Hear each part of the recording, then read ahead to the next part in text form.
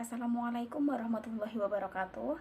Sebelumnya kami dari kelompok 7 yang beranggotakan saya sendiri, Afifah Aulia Rohmah, Cinta Natasha Rofiah, Diana Diah Kusumawati, Dina Ayu Lestari, Iin Murtiningsih, dan Karlina Nur Azizah.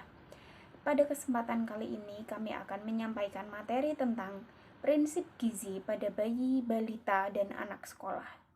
Untuk zat gizi sendiri, zat gizi atau nutrisi ialah zat pada makanan yang dibutuhkan oleh organisme untuk pertumbuhan dan perkembangan yang dimanfaatkan langsung oleh tubuh yang meliputi protein, vitamin, mineral, lemak, dan air yang diperoleh dari makanan dalam bentuk sari makanan atau hasil pencernaan. Zat gizi dibagi menjadi dua, yaitu zat gizi organik seperti lemak, vitamin, karbohidrat, protein, dan zat gizi anorganik yang terdiri dari air dan mineral. Saya akan menjelaskan mengenai gizi pada bayi. Bayi merupakan sebutan untuk anak berusia 0-1 tahun atau merupakan makhluk hidup yang baru saja dilahirkan dari rahim seorang ibu. Bayi akan mengalami 3 masa perkembangan, yaitu 1. Masa perkembangan fisik, perkembangan kognitif, dan perkembangan psikososial.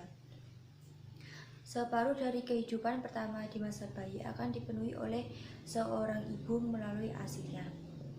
Untuk mencapai tumbuh kembang bayi yang optimal, di dalam Global Strategy for Infant and Young Child Feeding, WHO atau UNICEF merekomendasikan 4 hal penting yang harus dilakukan oleh seorang ibu, yaitu yang pertama, memberikan ASI segera kepada bayi yang baru saja lahir dalam waktu 30 menit.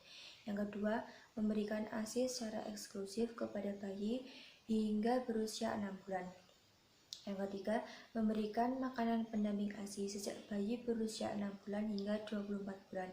Dan yang keempat, meneruskan pemberian ASI kepada bayi hingga berusia 24 bulan atau lebih. Kemudian, faktor penyebab masalah gizi. Masalah gizi sendiri merupakan akibat dari berbagai faktor yang terkait. Di sini ada 2 faktor langsung yang dapat mempengaruhi status gizi individu bayi. Yang pertama, faktor makanan, misalnya bayi tidak memperoleh ASI eksklusif. Dan yang kedua, faktor penyakit infeksi.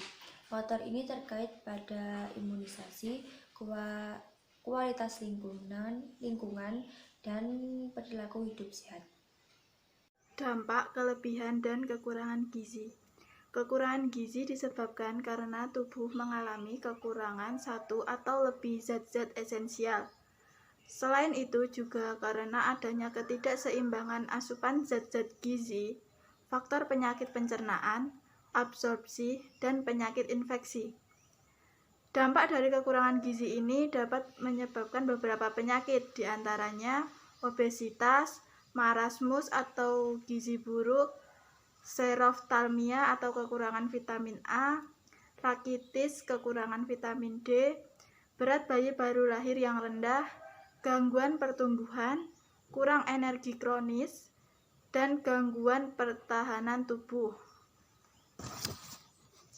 Selanjutnya yaitu gizi pada balita. Balita merupakan anak yang telah menginjak usia di atas 1 tahun atau anak di bawah usia 5 tahun. Pada masa ini, seorang anak mengalami perubahan siklus. Ia dapat membaca keadaan, banyak beratnya, bermain, bersosialisasi, melihat benda, dan berbicara dengan lancar. Nutrisi penting yang harus terpenuhi pada balita diantaranya vitamin A, vitamin D, vitamin E, dan vitamin K. Kemudian kalsium, vitamin B dan vitamin C, dan zat besi. Faktor yang mempengaruhi status gizi balita. Yang pertama adalah status pangan, yang kedua adalah pola asuh keluarga, yang ketiga adalah kesehatan lingkungan, yang keempat adalah pelayanan kesehatan dasar, yang kelima adalah budaya keluarga, dan yang keenam adalah ekonomi sosial. Penilaian dan standar atau alat ukur standar. Yang A adalah penilaian secara langsung, yaitu klinis, metode biokimia, metode biofisika, antropometri, berat badan, massa pada bayi balita, dan faktor umur. Yang B adalah penilaian secara tidak langsung, yaitu survei konsumsi makanan, faktor ekologi, dan statistik vital. Selanjutnya adalah gizi pada anak sekolah, yaitu anak usia sekolah adalah anak yang berusia antara 6-12 tahun.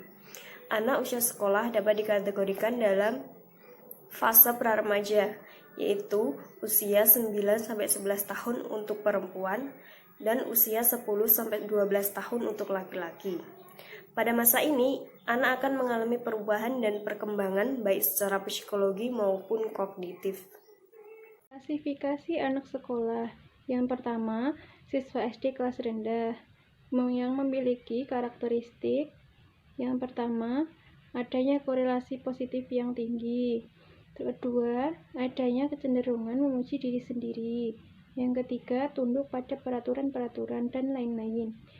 Yang kedua, siswa SD kelas tinggi memiliki karakteristik. Yang pertama, adanya minat terhadap kehidupan sehari-hari yang konkret. Yang kedua, gemar membentuk kelompok sebaya.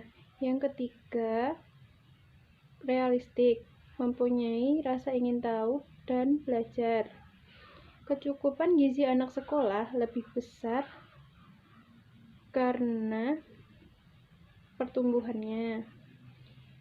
Perbedaan gizi anak laki-laki dan perempuan sangat signifikan karena anak laki-laki lebih banyak melakukan aktivitas fisik. Yang diperlukan untuk anak sekolah adalah yang pertama protein, kedua lemak, ketiga vitamin dan mineral untuk menunjang pertumbuhannya. Akibat kekurangan gizi, yang pertama, pertumbuhan terganggu. Yang kedua, terganggunya struktur fungsi otak. Yang ketiga, imunitas menurun. Yang keempat, kurangnya produksi tenaga. Sekian yang dapat kelompok kami sampaikan, kurang dan lebihnya kami mohon maaf. Sekian, wassalamualaikum warahmatullahi wabarakatuh.